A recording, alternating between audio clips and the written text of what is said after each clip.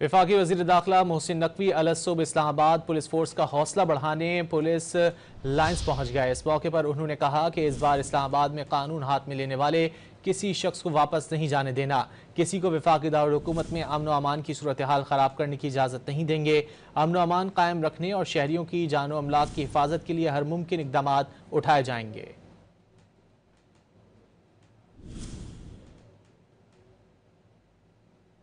पूरी ये है कि इस दफा फिर एक हेड ऑफ स्टेट बेलारूस के प्रेसिडेंट पहुंच रहे हैं।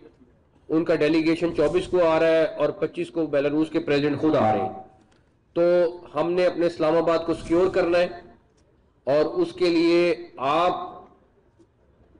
आपकी टीम, आपके ऑफिसर्स, आप सब ने इसको इंश्योर करना है।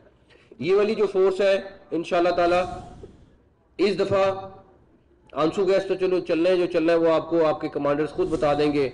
इस दफा आपने जो आएगा उसको अरेस्ट करना है, उसको जाने नहीं देना। पकड़ेंगे जो इस्लामाबाद में वायलेशन करेगा उसको आपने अरेस्ट करना है।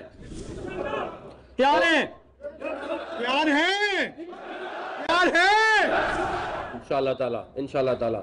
और दूसरे नंबर पर